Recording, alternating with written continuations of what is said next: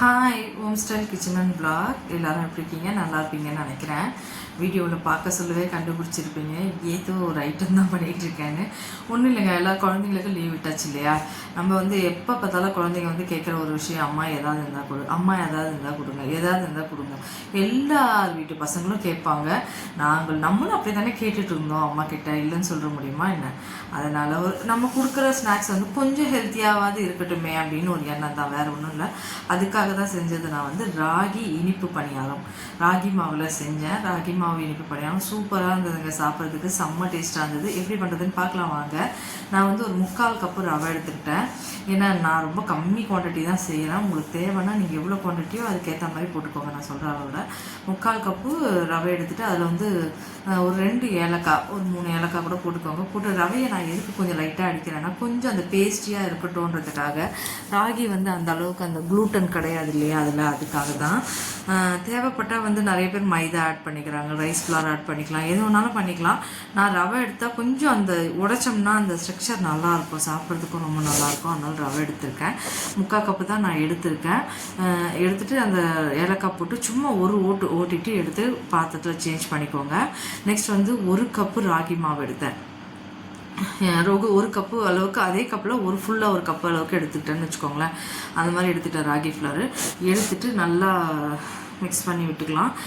இது கூட நான் என்ன பண்ணேன், லைட்டாக உப்பு எடுத்து ஆட் பண்ணிட்டேன். ஏன்னா நம்ம போடுற அந்த வெல்லம் என்ஹான்ஸ் பண்ணி காட்டணும் இல்லையா, அதுக்காக லைட்டாக உப்பு எடுத்துக்கிட்டேன். நெக்ஸ்ட் வெல்லம் எடுத்துட்டேன். நான் இது உங்களோட அளவை பொறுத்து தாங்க இனிப்பு. நீங்கள் எவ்வளோ இனிப்பு சாப்பிடுவீங்கன்றதை பொறுத்து. குழந்தைங்களுக்கு இனிப்பு நிறைய கொடுப்பீங்கன்னா அதுக்கேற்ற மாதிரி போட்டுக்கோங்க.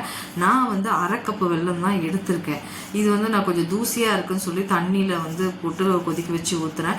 இல்லைன்னா நீங்கள் அந்த ரவை அரைக்கிறீங்க பார்த்தீங்களா, அப்பவே கூட அந்த வெல்லத்தை போட்டு கட்டி இல்லாததாக இருந்தால் அரைச்சிக்கோங்க, ஒரு பிரச்சனையும் இல்லை. இது இந்த மாதிரி முதல்லயே என்ன பண்ணுறீங்க, நான் ஒரு தப்பு பண்ணதுனால நான் ரொம்ப நேரமாக வெயிட் பண்ணேன் இதை ஊறுறதுக்காக. ஃபஸ்ட்டு ராகி ஃப்ளாரில் ரவையிலையும் தண்ணி ஊற்றி கொஞ்சமாக கட்டியாக அப்படி கலந்து வச்சுருங்க. ரவை நல்லா ஊறிடும். அதுக்கப்புறம் இந்த மாதிரி வெல்லத்தை கரைச்சி ஊற்றினாலும் ஊற்றிக்கோங்க, ஒன்றும் பிரச்சனை இல்லை. ஏன்னா நம்ம இந்த சூடாக கொஞ்சம் இந்த வெல்லத்தை கரைச்சி ஊற்றுறோமா, ரவை கொஞ்சம் நேரம் வெயிட் பண்ண வைக்கிது, ஊறுறதுக்கு கொஞ்சம் டைம் எடுத்துது எனக்கு. அதனால நான் கொஞ்சம் நேரம் வெயிட் பண்ணேன். இந்த மாதிரி நல்லா மிக்ஸ் பண்ணி விட்டுட்டு கொஞ்சமாக சோடாப்பு, ஒரு பிஞ்சு தான், நான் ரொம்ப சோடாப்புலாம் யூஸ் பண்ண மாட்டேன். இந்த மாதிரினா கொஞ்சம் போட்டால் கொஞ்சம் புசு புசுன்னு சாஃப்டாக ஒரு எல்லாம் கடமுடன் இருக்கும். அதனால தான் கொஞ்சமாக ஒரு சோடாப்பு போட்டுக்கிட்டேன். ஒரு பிஞ்ச் அளவுக்கு பேக்கிங் சோடா இருந்தாலும் போட்டுக்கலாம், இந்த ஆப்ப சோடா இருந்தாலும் போட்டுக்கலாம். ஒரு பிஞ்ச் போட்டு நல்லா மிக்ஸ் பண்ணி வச்சுருங்க.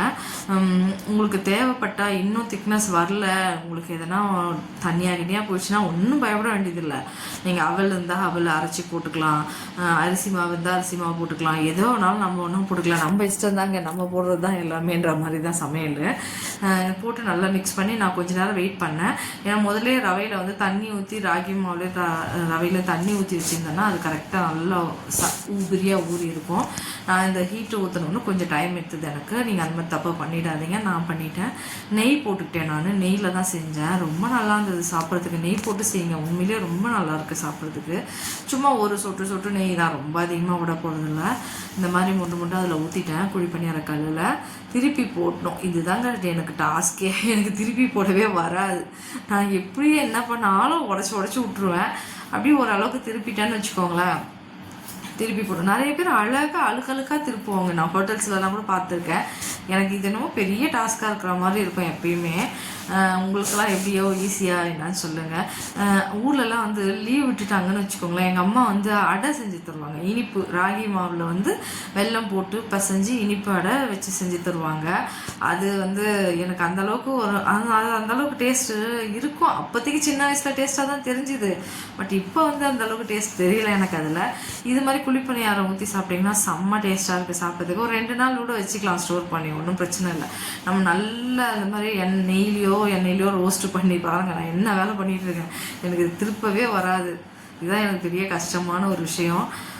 இந்த மாதிரி மிக்ஸ் பண்ணி எண்ணெயிலையோ நெய்லையோ நல்லா பொரிய விட்டு எடுத்து வச்சிங்கன்னா ஒரு 2 நாள் கூட ஸ்டோர் பண்ணி வச்சுக்கலாம், ஒன்றும் ஆகாது.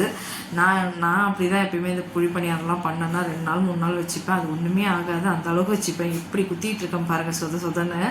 இந்த மாதிரி எல்லாத்தையும் திருப்பி விட்டுட்டு நல்லா வேக விடுங்க. கொஞ்சமாக லைட்டாக நெய்யை திருப்பி மேலாப்பில் போட்டுட்டு கொஞ்சம் நல்லா வேகட்டும் சொல்லி எடுத்துடுங்க. அவ்வளோதான், சூப்பராக இருந்ததுங்க சாப்பிட்றதுக்கு. லைட்டான இனிப்பு தான், எங்களுக்கு போதும் இனிப்பு, நாங்கள் கம்மியாக தான் சாப்பிடுவோம்.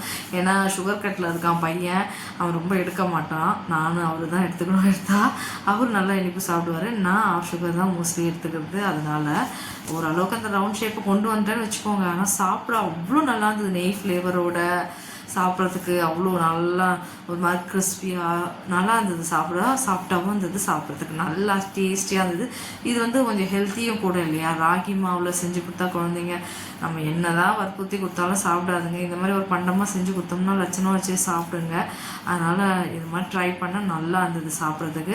இதில் வாழைப்பழம் போட்டு கூட அடித்து ஊற்றலாம், ஒரு மேட்டரோட சூப்பராகவே வரும். நம்ம போடுறதாங்க சமையல், அவ்வளோதான் எனக்கு தெரிஞ்சது. நம்ம என்ன போட்டு நம்ம என்ன டேஸ்ட்டை கொண்டு வரோன்றது தான்.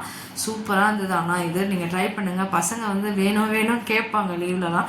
ஏன்னா நான் உண்மையிலேயே நாங்கள்லாம் அப்படி தாங்க கேட்டுகிட்டே இருப்போம், அம்மா ஏதாச்சும் இருக்கா சாப்பிடாம. இப்போ லீவ் விட்டால் எல்லா வீட்டு குழந்தைங்களும் கேட்கும் கண்டிப்பாக. இந்த பெரிய பிரச்சனை இருக்கும்.